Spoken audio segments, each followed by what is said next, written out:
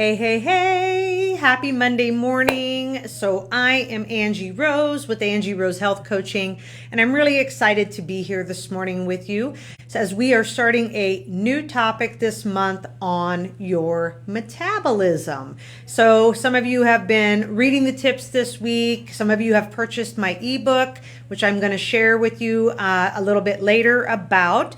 But this month, what we're focusing on is how to master your metabolism. Okay, like what are the things that you can do that can actually help you? Things have been said to us, we've been told like, oh, your metabolism just slows down with age.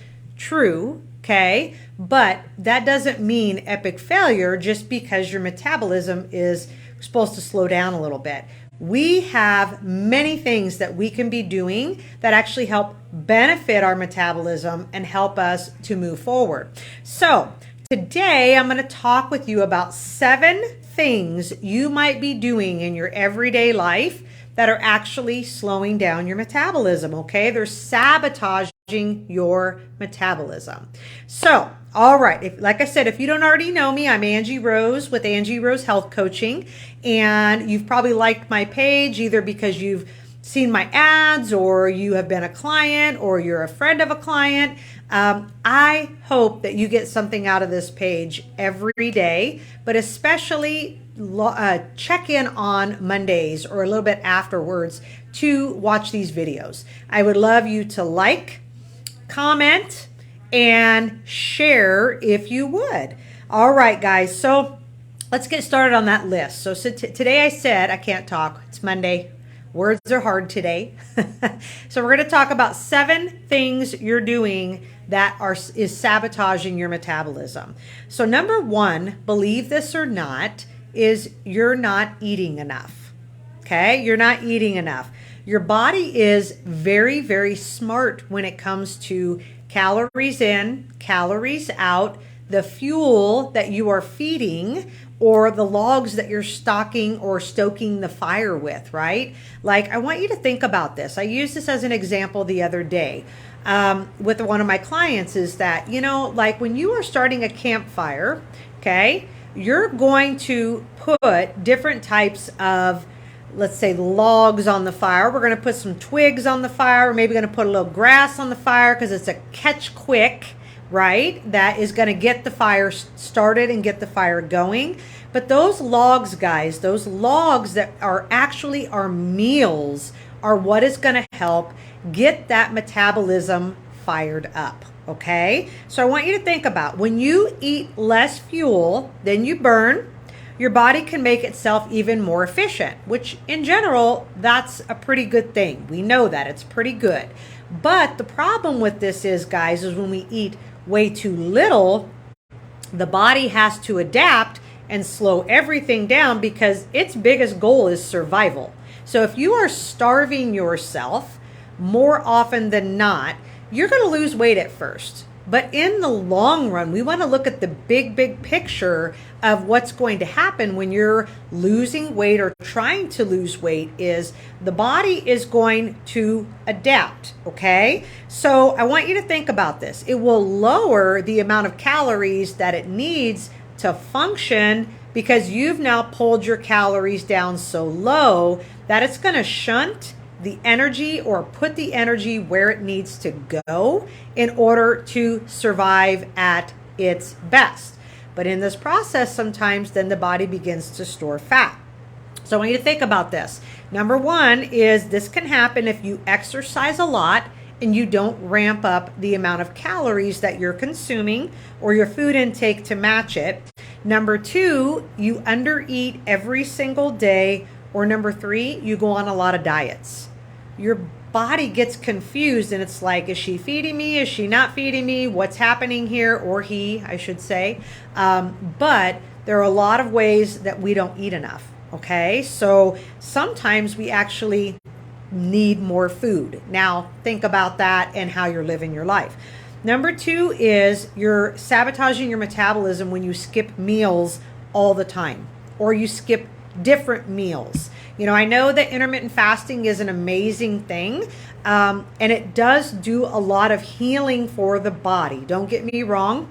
We have something called autophagy that happens when you are fasting, where it eats up all the gunk and it does, really good healthy things, and it does help us master our calories. But the problem is when we do honestly fast or skip meals for long periods of time, again, the body's going to adapt. So research actually shows that eating regular meals throughout the day is linked with greater thermic effect of food, and that means your body actually burns more calories because it has to digest those meals.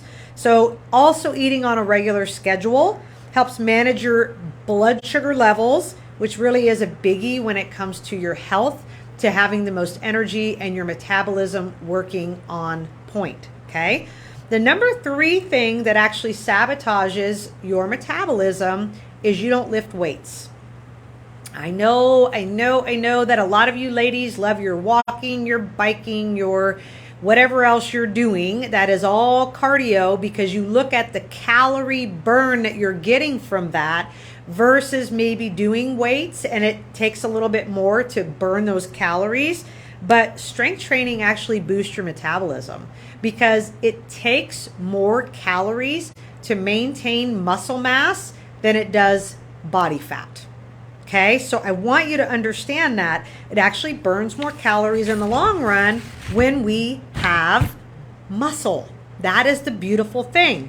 But it also has an immediate benefit because it raises your metabolism for hours after your workout is finished. So this is the thing I want you to think about with those 2 types of workout. I think both are important, so hear me out here. Cardio exercise is important on this hand because you're burning a good amount of calories. You're working the heart muscle. You're getting the body used to movement and raising that heart rate and getting the blood flowing. Okay? You're burning a lot of calories with this. But the other hand, weight training, well, let me say this. Go back to this. On this hand with cardio, you're burning calories very quickly. You're burning more calories. But when you quit doing your cardio, your calorie burn comes down, okay? When you are doing weight training on this hand, right, thinking about this, weight training, you may burn a few less calories than what you do during a cardio workout, but instead of going like this during a workout with cardio and then coming down with those calories, your body maintains that calorie burn for hours after a weight training workout. So you're actually burning more calories in the big picture or the long run than you are with cardio. Okay. But again, the 2 go hand in hand. You need both. Okay. Number 4 reason why you're sabotaging your metabolism is actually you slack on your sleep. You miss sleep regularly. You stay up late. You're not in a routine. You're not on schedule. The truth is, not getting enough sleep is like a triple whammy on your metabolism. Okay? Most people don't even think about this. But when you're tired, number 1, you're not going to be as active, which means you have a lower calorie burn throughout the day. 2, you tend to eat more when you're tired. So I always tell my clients, I'm like, when you're tired, you're going to eat crappy snacks and crappy food because you want quick energy, but it actually messes up your hunger hormone as well. This is the thing, if you've ever heard of ghrelin and leptin, these are your hunger and full hormones that when we don't get enough sleep, guys, the truth of the matter is it messes those hormones up and then we eat more crappy food. And lastly, when it comes to sleep is your body has a harder time managing your blood sugar levels when you're tired. And I don't know if you knew this or not, but it actually then makes you store fat. So I want you to really be aware. And I have clients right now, I'm actually working with this on like getting to bed at a regular time. I know it's nice to Netflix and, stay up late and read late and think you're going to catch up on sleep. You might be able to catch up on sleep on the weekend, sort of. But the reality of it is, guys, you're not fixing what's going on throughout the week when it's messing up your hormones and your blood sugars and the crappy choices that you made. Okay? I know that's hard, but I'm being honest. Number 5, another thing that sabotages your metabolism is when you sit all day. So not getting up from your chair to move around regularly if you're sitting at a desk is sabotaging your metabolism. Get up and move every 30 minutes. I make a point that I get up, go out, greet my clients, bring them back, take them to the scale. I could put my scale in the same room. I don't, because I want to get up and I want to move regularly throughout the day. And thankfully, if you've been in my building, you know the bathroom's all the way in the back. So, and as much water as I drink, we are traveling this building several times a day to make sure that we are moving and going to the bathroom. Okay. Number 6 reason that you are, or thing that you're doing that may be sabotaging your metabolism is you don't eat enough protein. I'm going to tell you guys, I've been doing this health coaching gig for a long time, and almost every single one of you undereat the amount of protein that you need. Okay. The reality of it is that protein keeps you feeling full after you eat, but it actually helps you build muscle. Okay. Our body is literally made of the amino acids that come from protein. So if we're not getting enough protein and then we're doing all this cardio exercise, you know what, guys? We're actually breaking down muscle and we're breaking down our body faster than it needs to be because it's all in the name of weight loss. Okay? So I need you to remember how important that protein is at every meal. You know, I also want you to think about that digesting protein versus carbs actually burns more calories because protein is more dense than a carb like an apple or, you know, a vegetable or even bread, crackers, and chips that we all love. Okay.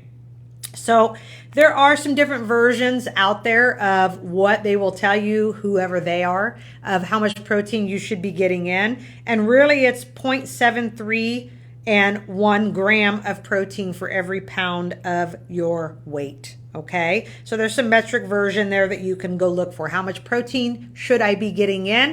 If you want to start there, you can Google that and it'll give you that, and you can figure up your weight, how much protein you need for your body. Okay, the last thing, number 7, that actually slows down and sabotages your metabolism is stress.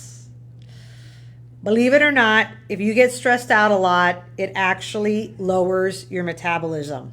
So there is actually a study by the Ohio State University found that women burned fewer calories after they ate a high-fat meal when they were stressed out. Okay? Now, I know we can't change a lot of the things that are going on in our lives.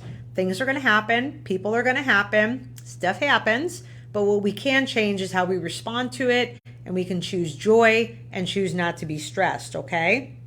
So this is just another reason to point out how stress absolutely affects us and what it does to us, okay? So find those things that you can do, whether it's prayer, meditating, reading a book, taking a nap, hot bath, I don't know, whatever it is you need to do to relax. So I don't know about you if any of those 7 on that list actually stood out to you or not. I know I gave you 7. 7's a lot to think about. But if you can pick 1 or 2 of those things that are actually possibly sabotaging your metabolism and work on those, it's going to be really, really good. So how many of those rang a bell for you? I would love for you to comment below and tell me which ones rang a bell. Also, you know, here's the thing. I wanted to attach, there's a link attached to this for my new ebook on metabolism. It's called Mastering Your Metabolism. And these are things, I can't remember if it's an 18-page ebook that you guys can absolutely purchase. You click the link, pay the $7.99 for the ebook, and then we email it out to you. But there are extra things in that ebook that I'm not talking about that are really going to help you to figure out how to master your metabolism and make sure you're doing all the right things to keep your body working at its peak. You know, age is a thing, and yes, things do shift as we age, but we have a lot more control than what you actually think when it comes to getting your metabolism running and running like a good, smooth, burning machine. That doesn't always have to be supplements and pills and caffeine. Caffeine does help, don't get me wrong, but there are things that you can be doing. So check that link out. And it doesn't really give a lot of information about the ebook, but it does come back to mastering what are the things you need to do to master your metabolism. All right, guys. Well, that is what I have for you this week. I hope that you are having a great start to July, and that with the weather and being outside and being able to walk and jog, and if you are not weight training, figure out how to get it in. I will be starting some classes here in the next couple weeks that I will promote and share with you to get you guys in and start weight training as well. It's one of my favorites. But again, I love my cardio too. So it's coming soon. Bear with me. We're getting there. All right, guys, have an amazing week. And love y'all. Have a great day. Bye.